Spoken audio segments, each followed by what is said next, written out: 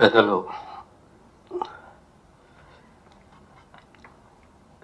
వర్గీకరణ sub committee chairman Uttam Kumar Reddy గారు, సహచర మంత్రివర్యులు పొన్నం ప్రభాకర్ గారు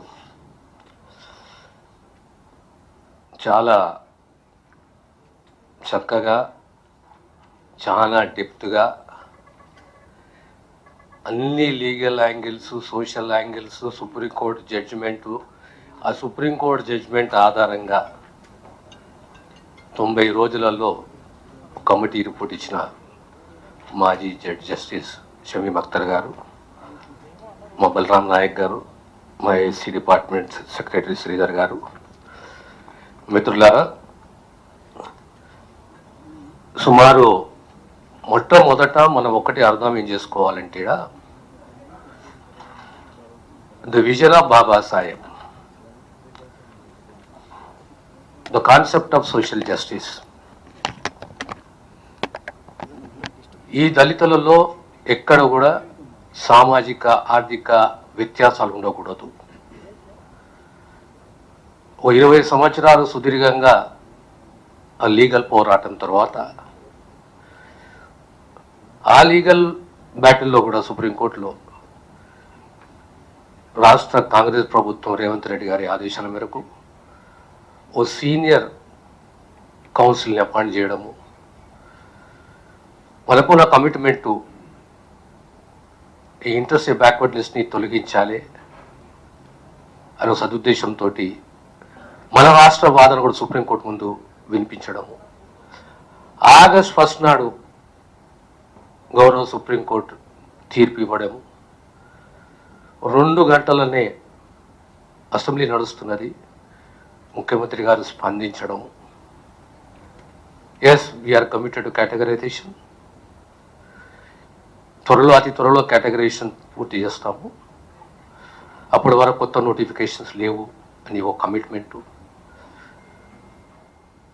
పెద్దలు ఉత్తమ్ కుమార్ రెడ్డి గారి నేతృత్వంలో సమావేశాలు, కమిటీ పంజాబ్, హర్యానా, తమిళనాడు పర్యటించడము, ఆ రిపోర్ట్లు తీసుకోవడము, తర్వాత ప్రభుత్వానికి రికమెండ్ చేయడము, ఓ 1 మ్యాన్ కమిషన్ని అపాయింట్ చేయాలి, ఇమ్మీడియట్గా ప్రభుత్వం 1 మ్యాన్ కమిషన్ అపాయింట్ చేయడము. వారు సుమారు 90 రోజులు షమీమ్ అఖ్తర్ గారు 1 మ్యాన్ కమిషన్ రూపంలో 8,000 పైచిలకు దరఖాస్తులు, అన్ని రాష్ట్ర జిల్లాలలో ఉన్న హెడ్ క్వార్టర్స్ని పర్యటించడము, ఇంటరాక్షను, అభిప్రాయాలు, సంఘనాయకులతో అభిప్రాయాలు, ఇవంటితో కూడినది purely completely based on the directions or essence of the supreme court judgment. Supreme court judgment ప్రధానంగా 2-3 అంశాలను ప్రస్తావించింది. Dalits are not homogeneous, they are heterogeneous. It is not the violation of Article 14. States have the power to go for classification or categorization. ఇందులో ప్రత్యేకంగా empirical data, interstate backwardness అనేది పరిగణలోకి తీసుకోవాలి. దాని ఆధారంగా ఏ రాష్ట్రమైనా ఈ కేటగరైజేషన్ చేసుకోవచ్చు. ఈరోజు వారిచ్చిన 1 మ్యాన్ కమిషన్ ఇచ్చిన రిపోర్ట్ ఆధారంగానే ఆనాడు 4th ఫిబ్రవరి నాడు బీసీ కమిషనే కానీ 1 మ్యాన్ కమిషన్ ఎస్సీ కేటగరైజేషన్కి సంబంధించి అసెంబ్లీలో చర్చ, ఫిబ్రవరి 4th ఒక సోషల్ జస్టిస్ డేగా ముఖ్యమంత్రి గారు ప్రకటించడం, ఫిబ్రవరి 4 తర్వాత మార్చ్, ఏప్రిల్లో ఇది కంప్లీట్గా సుమారు 8 మాసాలలో ఈ గత 30 సంవత్సరాలతో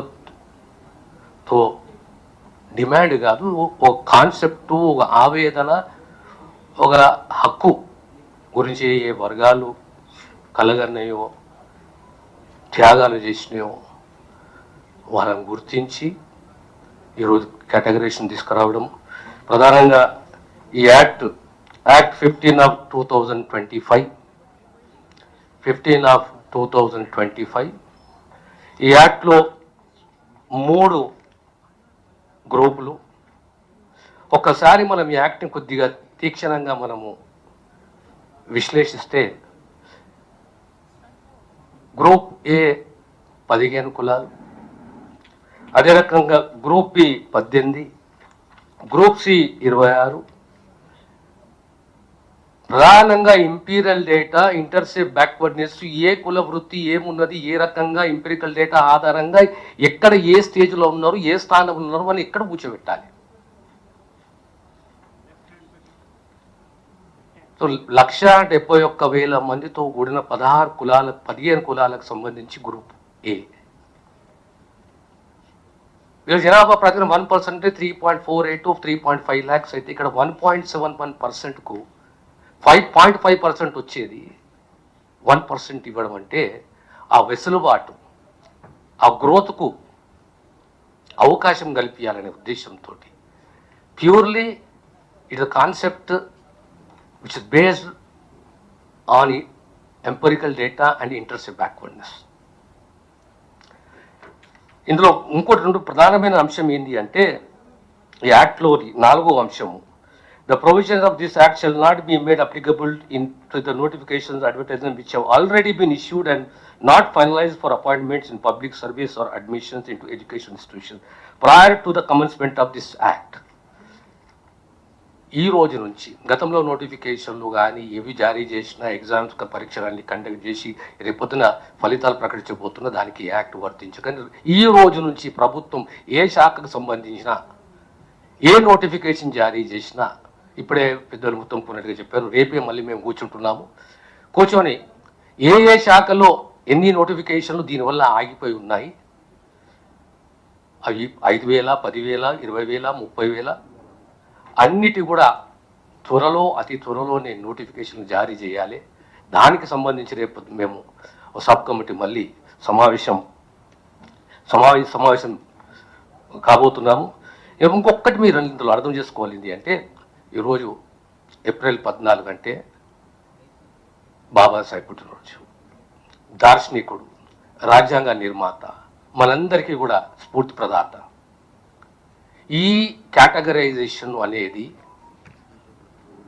ఏ కులానికి కూడా వ్యతిరేకం కాదు.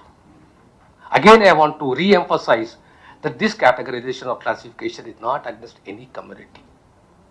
When you observe group 1, there are communities belong to one major community, subcaste are there, second major community, subcaste are there.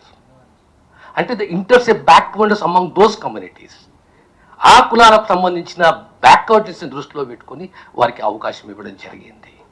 అదే రకంగా ఈరోజు మనము లా డిపార్ట్మెంట్ ఒక జీవో జారీ చేసింది, GO MS number 33.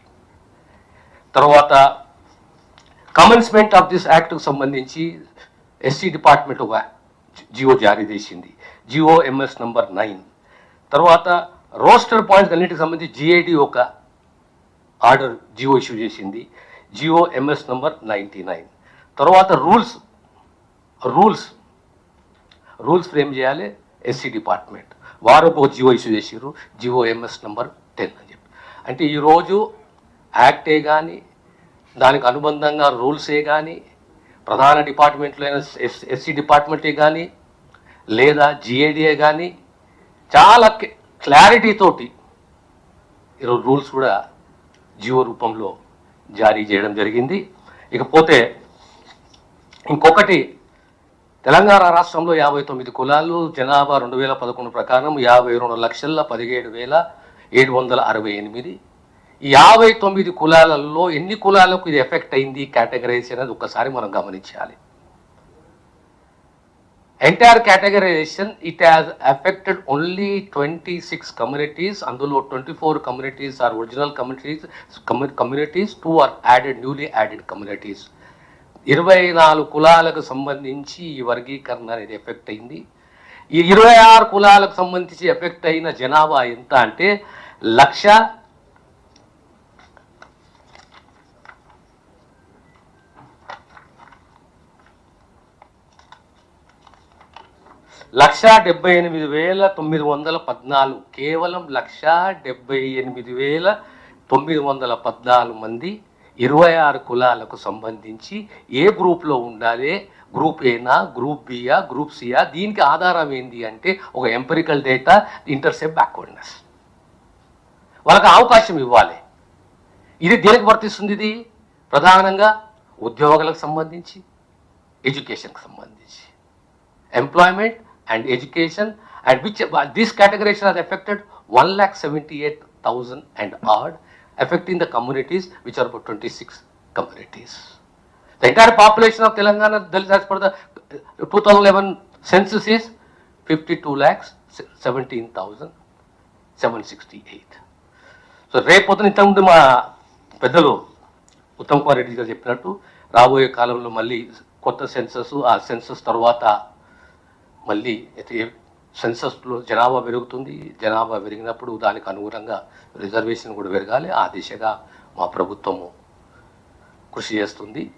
All said and done, it is the commitment of మా జాతీయ నాయకుడు రాహుల్ గాంధీ గారు, రాష్ట్ర ముఖ్యమంత్రి రేవంత్ రెడ్డి గారు ఒక కమిట్మెంట్ తోటి 8 మాసాలలో ఇంత పెద్ద ప్రక్రియని దేశంలో మొదటిసారి సుప్రీంకోర్టు జడ్జిమెంట్ వచ్చిన తర్వాత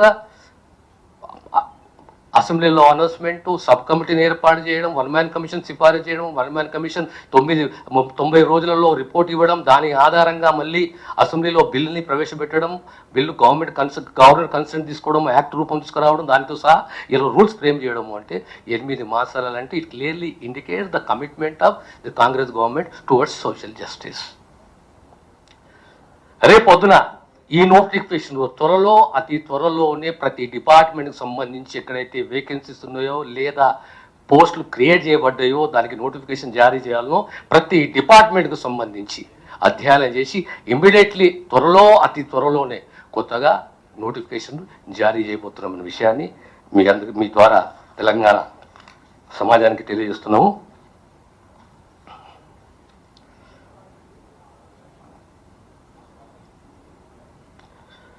సో